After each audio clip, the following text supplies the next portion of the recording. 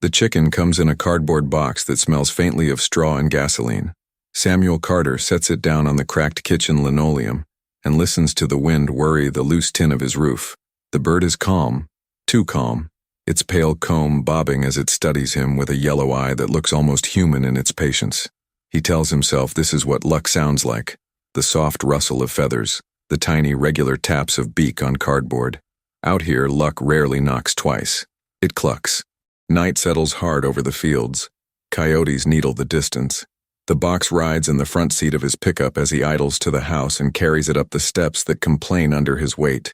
He eases the door open, careful not to wake Lizzie, his daughter, sleeping just down the hall with a library paperback splayed on her chest. The house breathes that familiar mix of cedar dust and old coffee. He leaves the chicken in the mudroom with a scoop of feed and a chipped salad bowl of water. Wind sneaks under the door and rubs cold across his ankles. That will have to do until morning.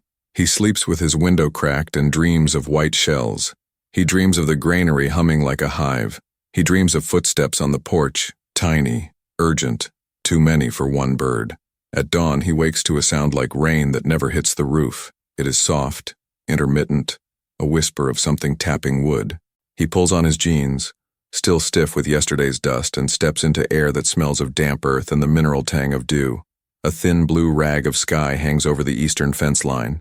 His breath ghosts in front of him as he crosses to the porch. There he stops. Between joists and shadow, the ground under the porch is polka-dotted with ovals. Not a dozen, not 40, hundreds, chalk pale at first glance, then creamy, then freckled with darker flecks that seem to shift when he leans closer. They're nested into the cool dirt in clusters packed like river stones, the kind you press your palm against to test the current. He swallows. The boards above him tick and settle.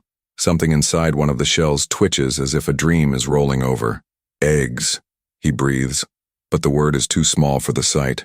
They are not the eggs of a free chicken gone wild. They are something else. A tap comes from beneath his boots. Another. Inside the shells, something gathers itself. And somewhere deep in the porch's dark belly, something exhales. He didn't plan to take the bird. He meant only to scroll past the listing. Free hen, good layer, moving, can't keep. He meant to ignore Vernon Blake's shaky photo of a white chicken in a plastic dog crate and the phone number scratched below it. But free is free, and the grocery budget has been a fist clamped tight these last months. Diesel is up. Feed is up. The mortgage doesn't budge. So Samuel meets Vernon at the truck stop. The diner's grease fogging the glass, and swaps thanks for cardboard. The hen watches him through its punched air holes. As mild as a Sunday. Back home, the place is the same lived-in quiet he has measured his days by since Rebecca, his wife, left 2 summers ago.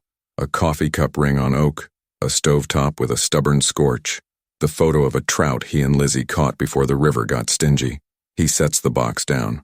He calls out of habit, "Lizzie?" Her real name is Elizabeth Moore, but she prefers Lizzie and says the full thing sounds like a teacher calling the roll. She is 16 now, taller than he expects when she steps into the doorway, her hair looped back with a rubber band, that paperback still in hand. She snorts at the box. "We're rescuing chickens off the internet now?" "Just the one," he says, not mentioning how the cardboard feels heavier than it should, how the bird's quiet presses into the room like a held breath.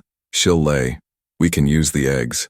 They eat piecemeal, the way people do when money is a weather pattern and you're trying to predict rain." Later, he walks the fence line with his flashlight and a thermos, listening to the crickets saw the dark into strips. The porch boards creak behind him when he comes back. The sound routine is a prayer. He sleeps hard and without answers. Dawn, and the pale fence posts stand like bones in the fog. The house gives him that odd music again. Tick, tap, tick, as if a tiny drummer is practicing scales under the steps. He kneels, palms gritty with sawdust where paint has flaked to nothing, and peers into the half-light under the porch. Eggs. So many eggs, the sight makes him laugh once. Sharp. A bark edged with fear. He does what people do now. He takes out his phone. The camera tries to make sense of the mess of ovals, rebalancing, stuttering, then pulling them into focus. He snaps pictures, his hand shaking. He sends them to the only person he thinks might know. A friend of a friend. Someone who once took Lizzie's class on a field trip to the wildlife center. "Any idea?" He texts, adding, "Found under porch. Do chickens do this?" "Not mine." He waits. A crow heckles the quiet. Inside one shell, Something leans into its wall as though pressing an ear to listen. We're posting this story because some of you have seen the short I put up last week, just the porch, the eggs, the first taps, and asked what happened next. Before we go on, do me a favor. Hit subscribe if you love true rural mysteries and drop a comment with where you're watching from. This one turns fast. Stay with me. The reply arrives before the kettle's first groan. A blunt little text that feels too short for the size of Samuel's dread. Not chicken. Do not touch. His phone begins to vibrate with an incoming call and he fumbles it, thumb skidding over the cracked screen. The voice on the other end is brisk, careful, and trying not to scare him while doing exactly that. Mr. Carter, this is Rebecca Harper with County Wildlife. I'm sending a response team. Please remain inside the house. If there's an access hatch to the crawl space or porch, close it and weigh it down. Keep your daughter away from that area. I need you to promise me you won't attempt to move the eggs. He promises. He doesn't trust his voice not to shake, so the word comes out smaller than he feels. He ends the call and moves like a man in water. Everything is a second slower than it should be. He drags the bag of rock salt to the porch hatch and sets a paint-splattered toolbox on top for good measure. He finds another sack, fertilizer he meant to spread before the rain that never came, and shoulders it into place. The wood under his palms is cool. The boards hold a low, ticking life like a held breath. The tapping on the other side has multiplied. No longer a few shy knocks, but a peppery conversation he can feel through his bones. Dad? Lizzie's voice comes from the hallway, small and annoyed at being kept out of a secret.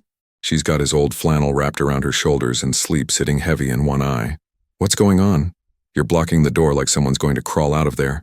Someone might, he says, which is not what he meant to say. He swallows, finds ordinary words. Wildlife folks are on their way. We wait. She edges closer, craning for a look.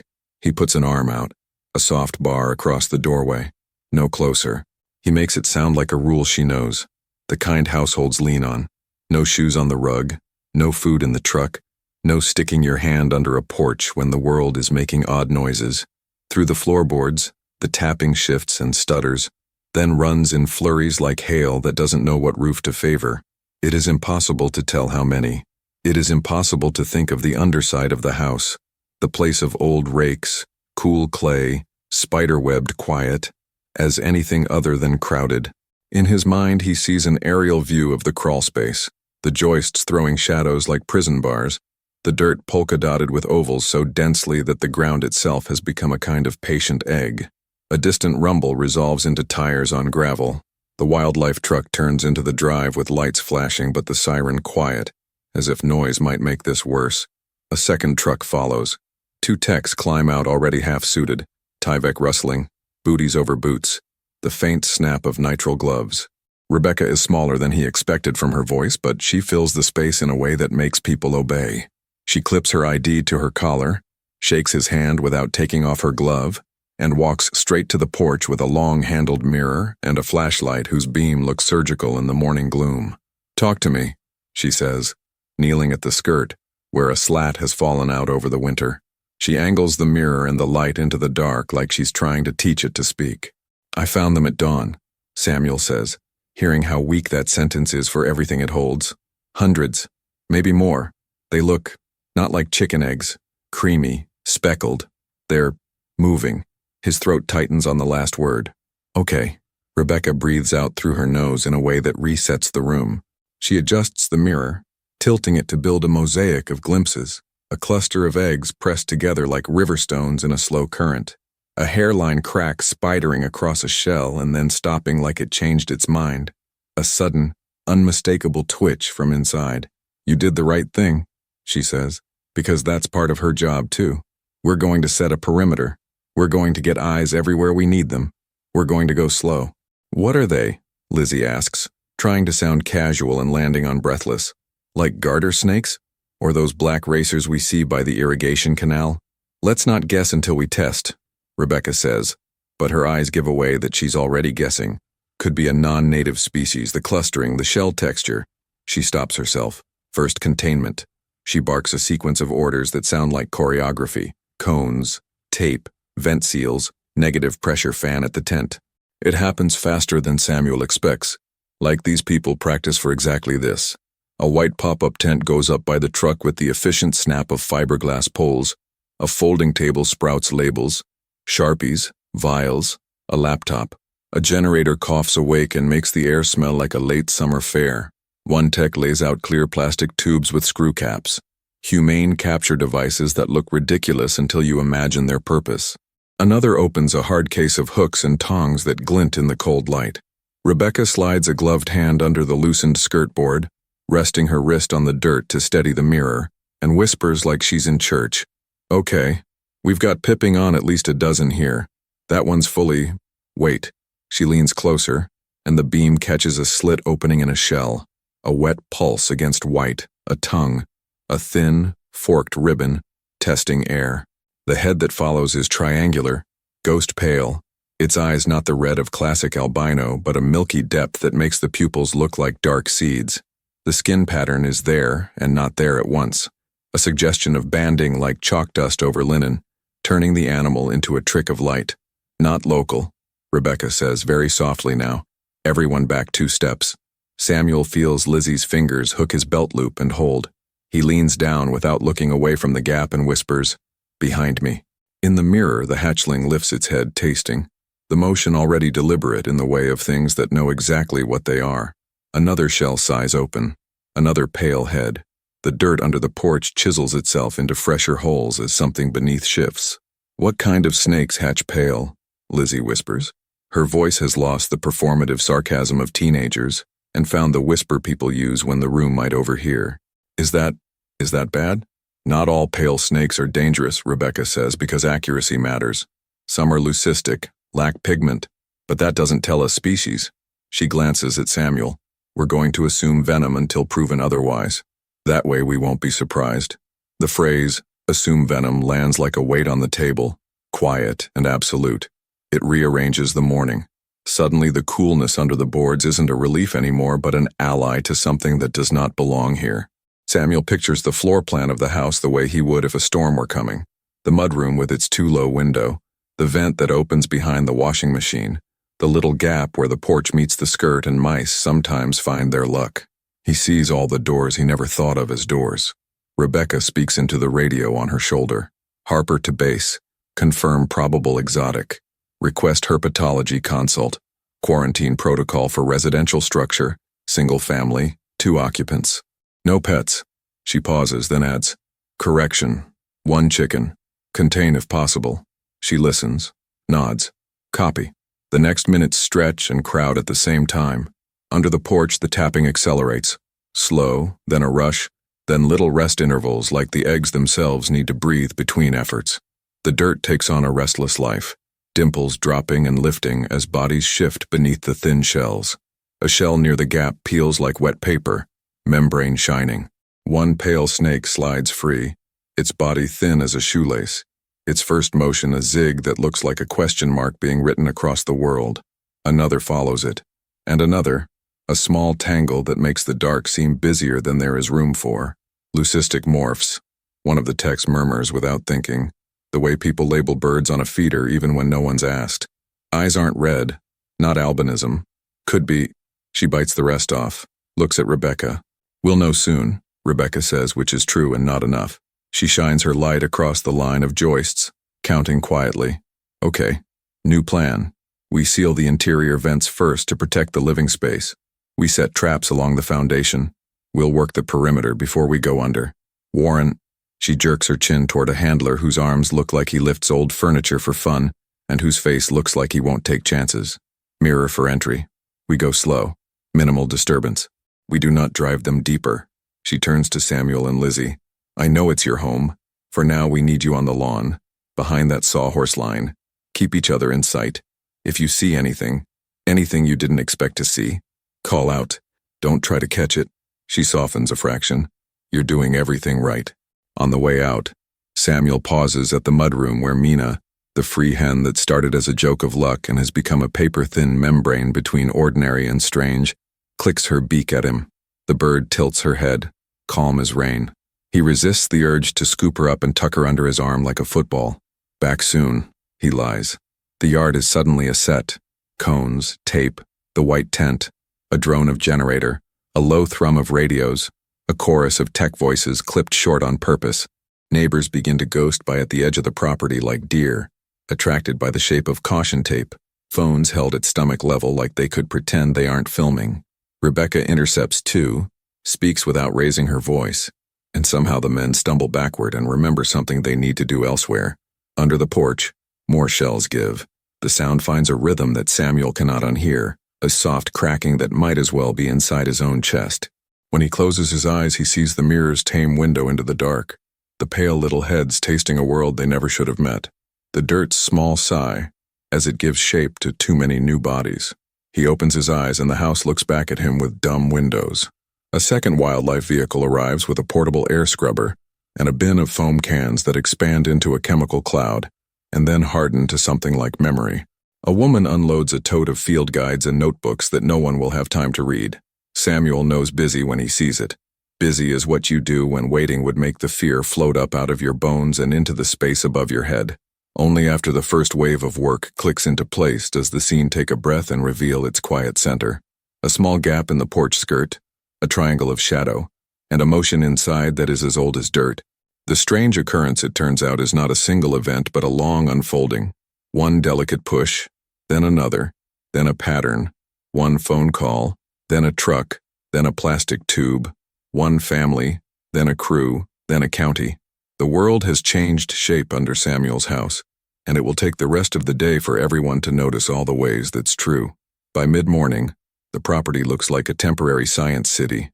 The pop-up tent has bloomed into a command post with a whiteboard timeline, a crude diagram of the porch drawn in dry erase squeaks, and a list labeled known egress points that gets longer each time someone thinks of a new gap.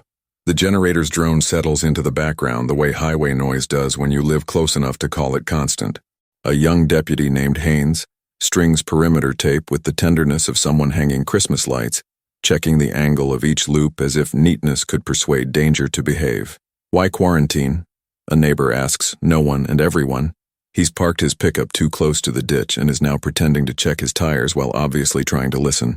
Rebecca answers anyway, because rumor is faster than radio. To protect the public and the animals, she says. We keep the snakes contained, we keep people away. We reduce stress on both sides. It's not punishment, it's a pause. The man nods as if that makes sense in a way that touches his own world. Cattle in a chute, a field left fallow. Clara Jean Sullivan arrives just after 11, her hair tucked under a cap, her hands already dirty from some other crawlspace 3 towns over. She moves with the still enthusiasm of someone who loves her subject on principle and not for the drama. She kneels at the gap, asks for the mirror, and holds it like a teacup saucer, as if a good grip might hurt the moment. Let's see who we have, she murmurs. And the way she says who makes something in Samuel unclench. Acknowledgement that a name matters even when the named thing scares you. The pale heads taste the double world of lighted dark. Clara watches breathlessly and then breathes again. Leucistic, pattern faint, broad head, proportionally long neck, occipital region. She interrupts herself, aware of the audience the way scientists often are not. Sorry, the morphology points away from our local non-venomous species. The head shape alone rules out colubrids we'd expect under a porch. The tongue flick cadence too, fast, purposeful. She shifts the light, and something in the mirror's frame makes her eyes sharpen. See that? The L'Oreal scale isn't visible where it should be. A beat. I'm going to say nausea or ophiophagus until proven otherwise. English? Deputy Haynes asks, his pencil hovering over a pad like he's about to write a parking ticket to a reptile. Cobras, Clara says, and the word is a match head. Egg eaters if ophiophagus, king cobras. Those are not native, at all. She says it without melodrama, which lets the fact take up the whole space it needs. She adds, softer and more to herself, leucistic king cobras would be rare in captivity, rarer in the wild, which suggests a human hand. Pets, breeding, a release or a dump. Venomous? Samuel asks, already knowing the answer but needing the shape of it in someone else's mouth. From birth, Clara says, and doesn't pad it with percentages. Neurotoxic? Yield is small now, but the physiology is there. The word neurotoxic slots itself under assume venom, building a small dictionary of the day in Samuel's head. He doesn't feel braver for having the term, but he feels less adrift. Words are nails. He can hang actions on them. He slides an inch closer to Lizzie and feels her shoulder press back as if answering a question he didn't ask out loud. Rebecca doesn't let the moment turn into a crowd conversation. "Okay," she says, clapping twice, not to applaud but to gather attention. Operational changes. We're elevating to full quarantine. Tent remains the processing zone. We'll restrict the audience to essential personnel. Deputy Haynes, push witnesses back 20 yards. Tex, begin sealing interior vents and utility points. Clara, you and Warren will lead capture under the porch. We go slow, we go methodical, we log everything. She looks at Samuel and manages to be both bureaucratic and human. You can watch from behind the sawhorses. We'll brief you every hour. You'll hear alarming noises. You'll see us move fast sometimes. That doesn't mean panic. It means we're choosing speed over friction. She nods at the house. We'll treat it like a patient. The metaphor helps. Samuel imagines nurses draping cloths, IV stands clicking, a surgeon asking for the right instrument by the right name. He imagines a problem met with practiced hands. He doesn't imagine the bill. While the team suits up, he tries Vernon's number again. Straight to voicemail. He scrolls through the photo Lizzie took of the chicken in the crate. The free hen that offered, in hindsight, a small, almost silly salvation and also a door. He zooms past the bird's placid face to the crate floor. There it is. A white blur he thought was straw but isn't. An oval where no oval should be. He takes a screenshot, draws a clumsy circle with his finger, and shows Rebecca when she passes. "Thank you," she says, eyes thinned with focus. "Forward that to this address." She recites it. He types carefully. "We'll have the sheriff's office look into it. Do not engage. Let us." He bristles anyway, a reflex older than he is. You drag a thing to my door, you answer to me. But underneath the heat is reason. He does not know what door he would knock on, or what he would bring, or what he would do if the person opened it smiling. The first wave under the porch looks nothing like Hollywood. There's no dramatic dive into darkness, no shouted commands. Warren lies on his belly and eases himself forward an inch at a time, hook in one hand, tube in the other, forehead damp before he even clears the skirt. Clara feeds him information more than orders. 2 feet out from your left hand, under the nail heads, membrane, past it, movement, tongue flicks steady, head up, Warren answers with breathing more than words. The mirror flares and closes, catching small actions. A pale coil, a peel of shell, the gentle press of a hook to reposition a body that has never been touched. When the first soft click of a tube cap sounds, the tent exhales as if it had been holding its breath too. The discovery of what exactly is under the porch forces a second discovery, quieter but thornier, how people act around fear. Neighbors become experts over the fence. Someone says the word circus like it explains 3 counties of bad decisions. Another says friend of a friend, a man who keeps exotics in his basement and lets kids hold them for birthday parties. A woman Samuel barely knows tells Lizzie a story about copperheads under her aunt's porch and then laughs like she knows she shouldn't. Lizzie nods, the polite mask of a teenager dealing with an adult, and then tunes her out without apology, eyes on Warren's tube.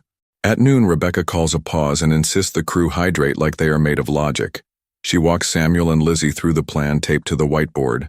Capture, catalog, secure transport to a licensed facility, seal and treat the crawl space, inspect and seal the interior, monitor for stragglers, investigate the source. This will take days, she says, then catches herself and revises to, this will take as long as it needs to take. She glances at Lizzie. I know that's not the answer you want, it's the truthful one. What if one gets into the house, Lizzie asks, asking the thing everyone's not saying. Then we do inside what we're doing outside, Rebecca says. We've already sealed the obvious points. We'll place adhesive barriers and traps along baseboards in low-traffic areas. We'll show you how to check safely. We will not leave you with a problem we haven't named. She is not promising perfection. She is promising attention. It is for now enough. In the tent, Clara logs specimens with a neat hand, writing the time, the location under the porch. They've divided it into a grid with letters and numbers like a battleship game, and a brief note on condition. Most are alive and furious in a way hatchlings rarely present. Tongues writing essays in the air, bodies testing the slick sides of the tubes, hoods not yet offered but implied in the set of their tiny heads. A few didn't make it, either crushed in the press or failed in the energy-intensive work of hatching. Those Clara treats with the same respect as the living, a lesson she does not waste explaining. Even the dead are data. When Samuel's phone buzzes with a number he doesn't know, he steps away to answer it in the bad habit of people who hope a call might change the day. "Mr. Carter," a man says, all official neutral. "This is Detective Langley with the sheriff's office. We've received images from Wildlife regarding a possible link to an online listing for a free chicken. I'm going to ask you not to contact the individual who posted the listing. We are working with online platforms to retrieve metadata. I will update Wildlife, who will update you." "It's my porch," Samuel says, feeling foolish even as he says it, like telling the weather who owns the field. "I know," Langley says, not unkind, "and that's why we're taking it seriously." The conflict crystallizes in a moment of nothing. The sun slides into a cloud and the temperature drops a degree. The generator hiccups and corrects. The drone of small engines on the road grows, then fades. For an instant, the whole scene holds still. House, tent, people, a thin triangle of darkness under a wooden skirt, and the day looks back at itself. They have discovered snakes where they shouldn't be, and also discovered something that could wreck a quieter family. How quickly an ordinary life turns into a public thing. On the whiteboard, the grid under the porch is filling with X's for captured, dots for empty nest sites, dashes for suspected hatch not found. The narrative can be read like a tide. The far corner full of shells, the area near the vent surprisingly quiet, the section by the mudroom window busy in a way that makes everyone side-eye the glass. The numbers climb. 1, 5, 9, 16, 32. Warren's forearms look like he's been sanding cabinets for hours, dust clinging to sweat. Clara's cheeks glow, not with delight but with a focused heat. Rebecca moves between tent and porch and perimeter like a captain on a ship that refuses storm metaphors. So when the discovery comes, the kind of discovery that isn't written on a whiteboard but writes itself into everyone's chest, it isn't a revelation of species or a smoking gun text message. It's quieter and meaner. A small gap at the bottom of the mudroom window no one noticed because humans look at eyes, the glass, more than they look at ankles. The sill, the kind of gap you don't see until something thin shows you it's a door. The climax arrives without announcing itself, the way wheat ripens, 1 hour green, the next hour ready, and you look back and realize you missed the moment of change. It starts with the easy, thoughtless act of a tech cracking the mudroom window to pass a roll of tape through to a partner sealing vents from inside. The sash sticks, then jumps past where it should, and for a heartbeat the gap at the bottom is wider than anyone intended. Nobody breathes there in that precise second. The generator hums. A crow heckles from the cottonwood. Lizzie pushes hair behind her ear. And then motion writes itself along the threshold like a trick of light. Movement. Warren's voice is flat and fast. The tone of someone who recognizes a pattern and doesn't waste syllables. He is still under the porch. Shoulders dusted, face shield fogged. The mirror throws his angle into a geometry of glimpses. In the mirror's corner, 2 pale threads elongate from shadow to sill. The first snake pours over the lip of the frame with the physics of liquid, then remembers its body and becomes a line. The second follows. A third gathers itself for the same decision. Window. Rebecca's shout is all edges. She covers the distance from tent to mudroom like she was built for the length of that run. Seal it. Now. Now. The inside tech slaps his palm over the gap as if the world is leaking there and he is plug and prayer both. The outside tech crouches, tube ready, and doesn't commit until the angle is right. The first snake writes a question mark in the grass, and the tube answers by becoming an end to that sentence. Soft click. Breath. The second slides under the lip of the tube and pings the cap with a dry, impatient tap. Click. The third, smarter or luckier, zips toward the cover of the porch skirt, toward Warren's personal horizon. In the chaos of small movements, the chicken, Mina, who has been complaining in polite clicks from the mudroom about the indignity of confinement and the lack of proper seed, finds the door not latched all the way because hands were busy with vents and because humans forget about doors at knee height. She bursts out in a panic of wings and intention, beak down, eyes hard, headed for the familiar dark under the porch she knows by memory. It is the place she believes in as safe. "Chicken loose!" Someone yells, both ridiculous and exactly the right information. Lizzie moves before thought, the old reflex of a kid whose favorite thing just bolted toward a road. "Mina!" she cries, and the sound strips her voice down to wire. She is fast without being prepared to be fast. Her boots bite the grass and then skid. Her hand lands on the skirt to haul herself low, and her face meets the dark triangle of the gap the way you lean into a secret. "Back, Lizzie!" Samuel's voice breaks into 2 syllables of command he does not use with her anymore. He runs with the heavy, unavoidable physics of a dad crossing a yard to catch a child who is about to make a mistake she will live with forever.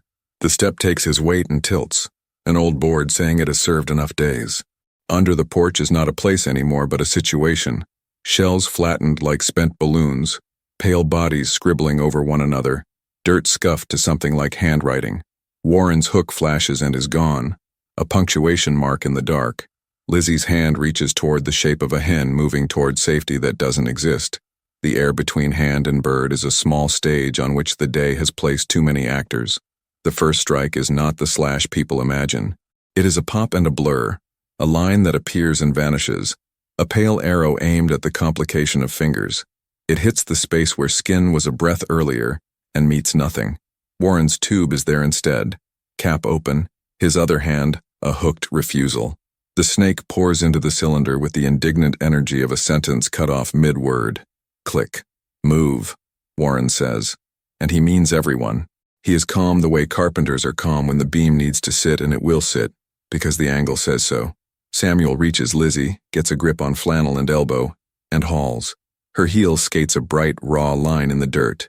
A second snake tests the air near her boot heel, tongue a fast stutter of curiosity and insistence. The handler's hook persuades it an inch to the left, where it writes a new plan and meets a tube instead. The mudroom tech inside scrambles to slam the sash and drives his thumb hard into the weather stripping, swearing at both. Time slows in the way it does when a truck fishtails on black ice or a ladder shifts under you, a syrup of seconds in which everyone is absurdly alive. Lizzie's eyes are very wide and very teenage and very human. Samuel can hear her breath, the ragged half-sob of someone who knows exactly how close she came to a story no one would tell right.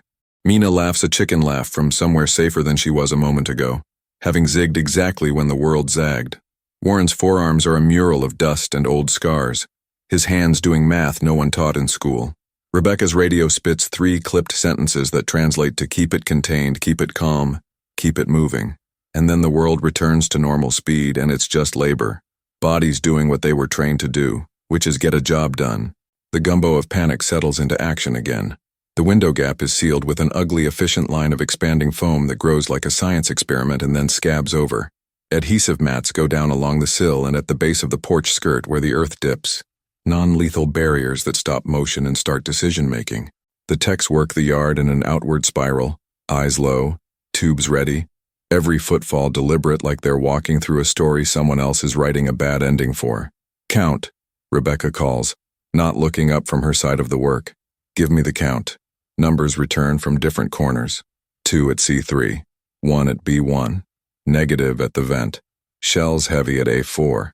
The whiteboard grid in the tent collects X's with a new aggression. They rename a quadrant mudroom in a fat, impatient marker and draw a box around it so no one forgets where the day tried to become something else. Detective Langley appears at the perimeter with news Samuel doesn't catch entirely because his attention is a dog with one owner. He hears metadata, IP, foreclosed rental, animals left, and we're moving. It sounds like the shape of accountability. It doesn't change where he is, which is kneeling in wet grass and realizing his hands are shaking. Lizzie sneaks her fingers into his and squeezes, a childish gesture she deploys rarely and exactly when it works. Clara keeps her attention on the porch gap as if devotion could hold the scene steady. She narrates in a soft constant, head emerging, repositioning. "Thanks, Warren. Okay, I see the hood base forming now, be ready." And the narration is a string tied around a finger. Remember what we're doing, remember why, remember how. When a hatchling flares the low suggestion of a hood, not fully formed but a sketch of the adult's future, a low ripple goes through the watching line. Even exhausted, fear finds a new shape and tries it on. The handler responds with the same choreography as before. Hook shapes body, body finds tube, tube finds cap, cap makes the day smaller by 1. A gust pushes the tent's skin and makes it snap. The sky has the polished look of an afternoon that will not admit rain. The tape flaps a little like applause, a little like warning. The generator hiccups, recovers. A woman on the road, her phone finally lowered, crosses herself without irony. And then, somehow, the pace eases. The window is sealed. The mudroom is a fortress of ugly foam and adhesive line. The immediate gush of hatchlings slows in that way the body knows before the mind catches up, like coming down off a sprint and realizing your legs are yours again. Warren backs out from under the porch, shoulders grinding against the skirt, and stands like a man returning from a long swim in cold water. Clara rubs at the bridge of her nose the way people do when a headache is forming out of equal parts focus and adrenaline. Rebecca checks the time without writing it down, and then writes it down anyway. The tent receives new tubes, each placed in a row like organ pipes, each containing something that was not supposed to exist on this property. Samuel looks at the line of cylinders and feels the part of his heart that makes metaphors sit down and shut up. He is out of poetry for the afternoon. He has only gratitude, and a kind of clean anger reserved for people who break a place without having to live there. He looks at Lizzie. She looks at him. He pulls an absurd, relieved laugh out of somewhere, and it breaks into a tremor. She leans into him with the untheatrical weight of trust repaired. Head count, Rebecca says. Not for people, but for snakes. We'll get a final after we sweep the yard again. Then we rest 10. Then we go again. She does not say, we nearly lost one. She does not say, this is how stories go wrong. She says the next necessary thing and makes it true by insisting it be done. At the edges of the scene, life reasserts itself in strange, tender ways. Mina returns to her pen with a dignity chickens wear like a shawl. A neighbor who stayed to watch from too close goes home and returns with a cooler of water bottles like he invented generosity. Deputy Haynes, who has been a moving stripe of yellow tape all day, kneels and scratches a note on his pad that he will not later be able to read, and that will not matter because what mattered is already done. No one announces that the climax is over. The only sign is the slow maceration of adrenaline into fatigue, the way laughter comes back in awkward little spurts, the way people remember to eat the granola bars they forgot they had in their pockets. The porch, that small theater of impossible hatching, goes quiet by degrees, leaving behind a litter of softened shells and a dark that looks like it belongs to spiders again. The house stands there, finally allowed to be a house, the ugly collars of foam at its ankles promising a future without surprises.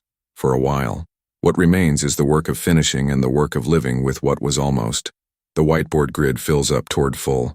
The tent smells like vinyl and something else that will fade.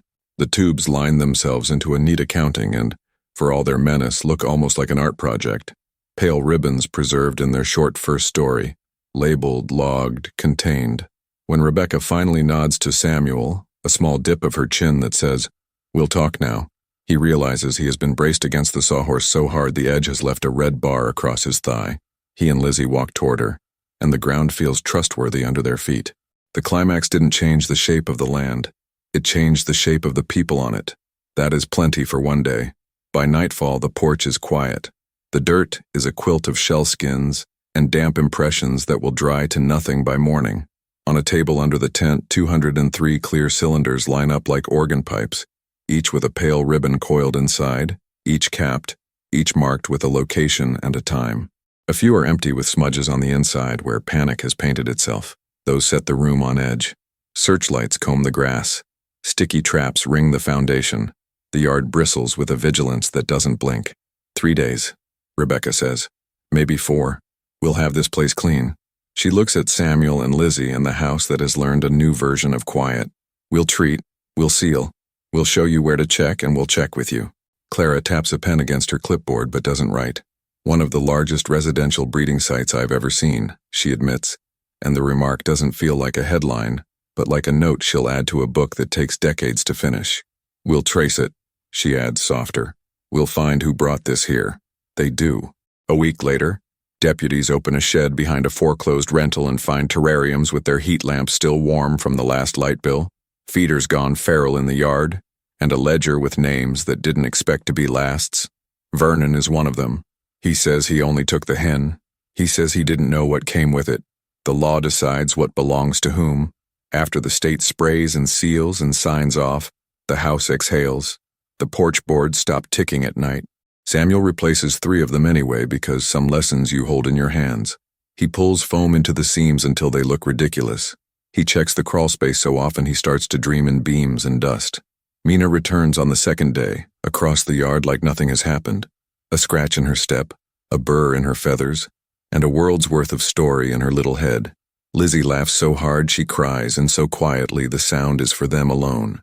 They pin the hen properly this time, with wire and a latch that clicks and a roof that keeps out hawks. What do we do with all of it? Lizzie asks one evening. Their porch chairs turn to face a sunset that seems to apologize with its color. How do you tell this without making it into, I don't know, a freak show? You tell it the way it felt, Samuel says. He looks at the boards under their feet, at the hollow space that held 1,000 small beats and one long day. He can still smell the iron edge of fear if he tries. He can still hear the soft clack of plastic caps sealing danger away. You tell it like a farm story, about work that shows up uninvited, about neighbors who bring tools, about people who know how to hold the right end of a problem. So that's what we've done here. If you've watched this far, if you've stood on the grass with us while the day stretched thin, thank you. On this channel, we tell the true, strange things that happen out where the wind has room to run. If you want more, there's a video up now about a compass that refuses to point north and the thing my neighbor found under his workshop floor. Tap over to that next. And if you haven't already, subscribe. It helps more than you know, and it keeps us telling what the land sometimes whispers when you're quiet enough to hear.